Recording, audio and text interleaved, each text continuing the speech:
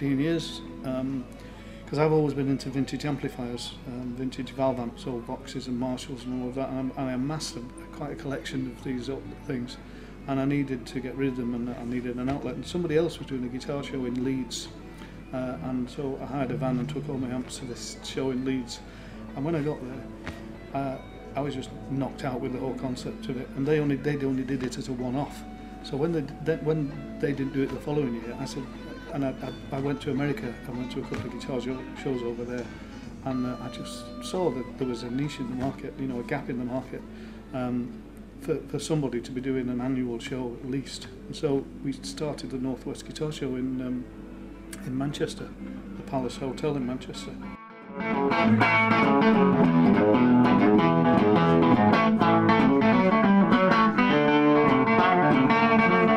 mean, it brings the guitars to the people. There's lots of towns at the moment with music shops, but they've got a dozen guitars in, whatever. These shows bring the whole shooting gallery to them, so they can see the Gibsons and the Fenders and the Gretches and the Guilds, so they can see what other people sell.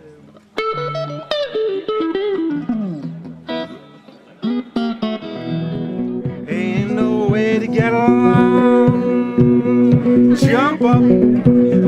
Jump up on this train. I said jump up on this train. But I would, but that smoke will be back again.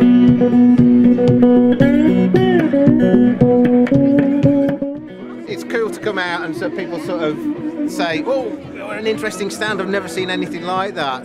And I mean, this is very much sort of shiny, expensive guitars, and it's almost like pocket money prices, so people can think, oh, I could get into this.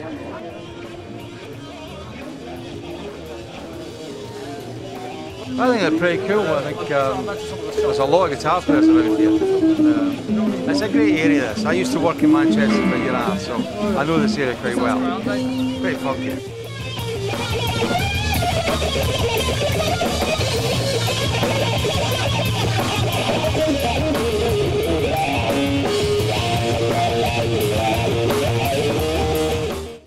We're trying to get our sound sort of as a free piece, for more, because we play at a lot of blues clubs and blues festivals, but we want to really play the heavy stuff really, rather than down the road stuff. So that's why Joe Bonamasters appeals to us, because he plays the blues, but he modernises it, like Led Zeppelin did back in the 60s. You know? It's a bit of obviously a meeting place for people.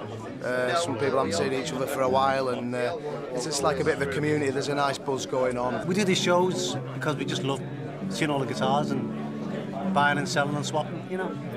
So it's probably an addiction, really, you know. From my point of view, we do quite a few of these, and it's good because the people who come get to talk to, you know, like I'm a product specialist for Phoebe, so we get a bit of extra insider knowledge on that and stuff. But from us, we get to speak to people and find out about what they're doing in terms of gigging and playing, and it gives us better knowledge when we're talking about the products for who they're more suitable for in each way. So it's good because it's interaction.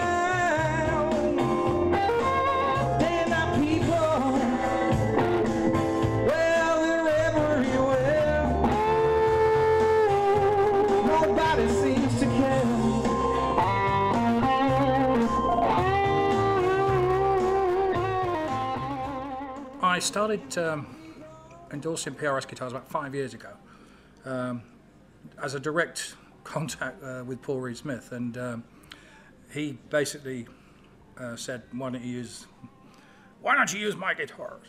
And he put his guitar around my neck. So after that I used them, but there's a bit more to it than that. It sounds very simple on the stage, and it makes people laugh a bit, but the reason I'm happy to do it is because they're such well-made instruments. You know, they're not cheap, I know that, but I believe they're kind of an investment guitar. I don't think they'll lose big money. I think if you pay the kind of right price for stuff, and 5 years on, or 4 years on as it happened, he said to me, look, we're going to do a signature, and I don't think I'm the only Brit to do it, but there's certainly not many of us, and, which for me was a great honour. You know, I think to have my name on a Paul Reed Smith guitar you know, I'm very proud of it.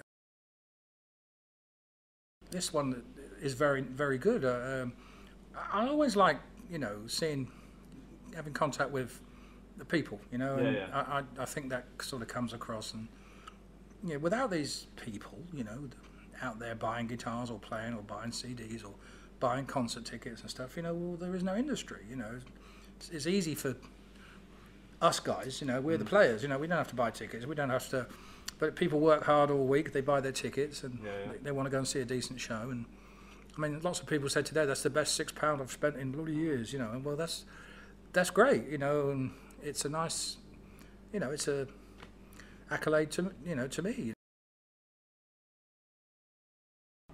Well, it's only happened once, and I'm the only guitar player to play Rory's guitar since, and according to his brother Donald only a couple of weeks ago, and you'll be the only one who does play it in the future. When I got the tap on the shoulder, I didn't even know he was there, because I heard this sort of audible gasp in the audience, and I thought, you know, my trousers had fell open or something like that, you know, and I turned around and he said, ladies and gentlemen, I'm sorry to interrupt, but I think my brother would rather have liked, would approve of this. Wow.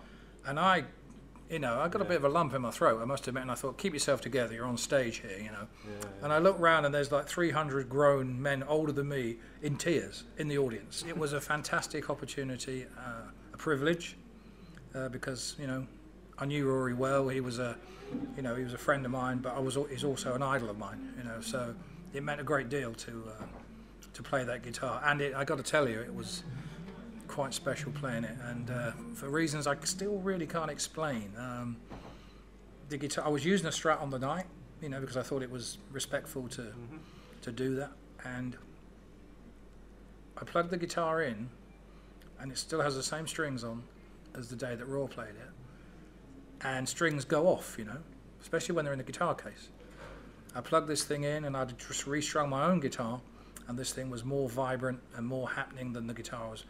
It was almost like saying, come on, do it, you know. It was a privilege.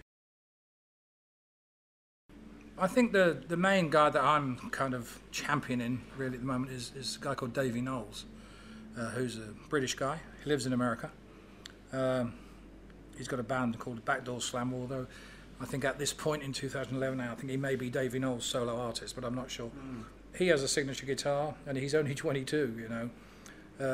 It shows you the belief that Paul Reed Smith has in somebody. He's a wonderfully accomplished guitar player, but he's a good songwriter and a very gifted vocalist, and he's the whole deal.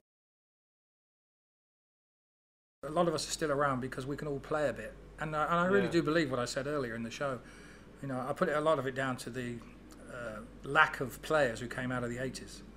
You know, when we were in the 70s, we all had heroes to emulate.